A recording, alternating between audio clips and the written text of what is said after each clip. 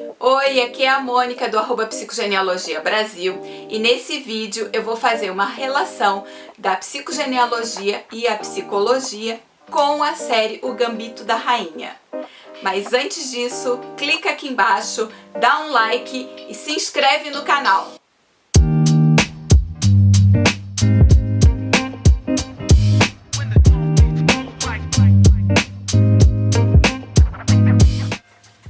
Então vamos agora fazer as relações a respeito da vivência da Beth, que era a personagem, né, que interpreta o papel principal da série O Gambito da Rainha. Então o primeiro ponto de observação aqui é a questão da adoção. Ela vai para um orfanato e lá aprende uma série de regras, de disciplinas. Ela tem uma vivência bastante rígida, como era na época nos orfanatos.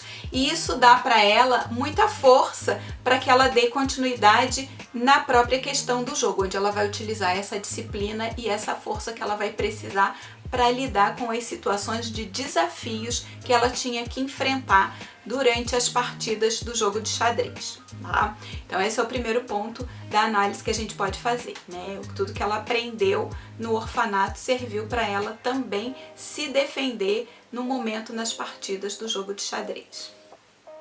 Ela é adotada por um casal e, na verdade, esse casal eles já tinham perdido uma criança anteriormente, né? Então ela representa para essa mãe uma expectativa, uma continuidade, um movimento na vida. E essa mãe vai representar para ela também, essa família, uma forma de sair desse orfanato e ter uma outra expectativa de vida também. Com o desaparecimento, né, com a saída do pai adotivo, as duas ficam sozinhas e elas têm uma relação muito próxima que é necessária até para construir a vida de mãe e filha, né, que elas formaram uma relação muito afetiva, muito próxima e onde a Beth vê nela essa mãe que a Beth não teve oportunidade de vivenciar mais tempo e que dá todo o suporte para ela também seguir essa carreira de mulher independente, de batalhar pelo que ela queria, porque era muito do que a mãe tinha como desejo, né? E essa mãe enxerga nela a possibilidade de ser mãe, que era um desejo da mãe também. Só que aí a gente tem já uma situação repetitiva. Todas essas duas mulheres na vida da Beth, a mãe adotiva e a mãe biológica, viveram sem a presença de um homem, né, desse masculino enquanto um homem na família, né, e que para Beth isso também vai marcar na história dela, porque ela vive sem essa figura do pai. Tá? Ela não sabe nem quem é o pai biológico e esse pai adotivo também não faz o papel de pai. A figura paterna na vida da Beth é o Sr. Scheibe, que é ele que justamente ensina ela o jogo de xadrez. É ele que vai trazer ela para esse mundo do jogo e da relação com o social. Então, é o Sr. Scheibe que vai fazer esse papel, né, da figura paterna, é ele que vai estimular ela a jogar o xadrez e é com ele que ela entra nesse mundo que a gente poderia dizer e que para a época era representado como um mundo masculino, onde ela vai encontrar e ter forças para trazer esse lado paterno que ela não teve essa representação. A representação está justamente na figura desse senhor, que foi o estímulo e o encorajador dela nessa trajetória do jogo de xadrez. Outro ponto que é interessante observar na série é que, apesar de todas as dificuldades que ela teve na vida, ela sempre foi uma pessoa com um coração bom. E isso fez com que ela atraísse também vários outros colegas que tiveram vontade de aprender com ela, mas também de ajudar, de ensinar. E ela teve a humildade, a simplicidade de querer aprender com todos eles, com todos que passaram por ela, mesmo ela tendo a noção de que ela tinha muito mais capacidade e competência no jogo que eles. Ela foi humilde para aprender com todos eles. E isso fez total diferença na hora onde ela realmente precisou da contribuição deles no jogo. Agora eu vou falar um pouquinho a respeito da questão do vício, que aparece muito, né, durante toda a série. No início, ela foi para a escola, né, para o orfanato, e não tinha nenhum vício, nada. E o que ela se apegou, na verdade, foi que, tomando a medicação, né, que era dada no colégio, ela achava que aquilo ali realmente tinha possibilidade de ajudar ela a enxergar muito mais, a ter a habilidade que ela foi adquirindo com as jogadas de xadrez. Então ela começou com a crença de que esse vício era extremamente importante para desenvolver toda a capacidade que ela tinha.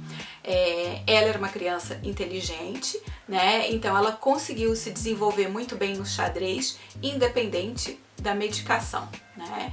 Mas a crença que ela trouxe para ela é de que isso era extremamente importante, e isso ela levou durante muito tempo na vida. E quando ela é adotada, ela se depara justamente com a mãe adotiva, que também faz uso da mesma medicação. E aquilo ali para ela, de uma certa forma, acaba reforçando esse pensamento de que essa medicação pode sim ajudar ela ainda mais, né? E é somente mais à frente, né, nessa trajetória na carreira profissional dela, né, de jogadora, que ela vai ver que realmente ela não tem necessidade de fazer uso, né, dessa medicação. E depois, em determinados momentos, ela também teve muito tempo usando álcool, né? E isso acaba mostrando para ela que esse vício estava, muito pelo contrário, prejudicando ao invés de ajudar. E é onde ela rompe, né, com essa situação e começa a acreditar na capacidade e no conhecimento dela. Ou seja, foi uma forma dela se dar conta, né? Muitas vezes ela precisou, né, ter essa dificuldade para chegar realmente, para eliminar a crença de que ela poderia fazer um jogo sem uso da medicação. Outro comentário a fazer na série é a respeito da capacidade de enfrentar desafios, né? Então a vida difícil que ela teve já desde o início trouxe para ela essa possibilidade de enfrentar desafios. E tanto ela como o grande adversário dela, que era o Borgov, também tinham essa característica. E é por isso que foi feito em determinado momento na série essa comparação.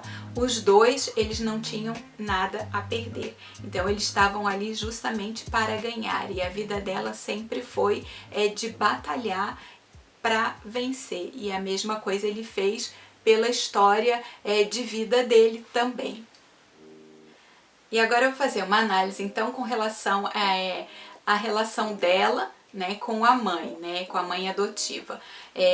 Essa família que adota, eles perderam uma criança anteriormente, então essa mãe já tinha uma dificuldade de superar um luto, né, desse vazio, esse marido que não estava presente, e justamente a Beth chega para ocupar esse espaço, o que ajuda essa mãe a superar essa situação, né? E com a saída do marido, ela se fortalece ainda um pouco mais, porque ela vê na Beth a possibilidade de sair daquele lugar, né? Porque com o jogo de xadrez, ela começou a viajar junto, né? Viajar tanto no sentido figurativo, como viajar de fato para as partidas de xadrez, né? E isso aproxima muito as duas, tanto a Beth depende dela, né, para ter esse estímulo, ter esse apoio, né, de uma pessoa que está junto, que contribui para que ela vá adiante, como essa mãe também precisa dela para essa companhia. Então as duas têm uma relação que se complementam, né? Então uma faz o papel realmente de filha e a outra de mãe, ocupando cada uma as faltas que elas tinham. A Beth a falta da mãe biológica e ela a falta desse filho que ela perdeu. Tá? Então essa é uma situação onde as duas se integram muito bem, né? Se relacionam muito bem.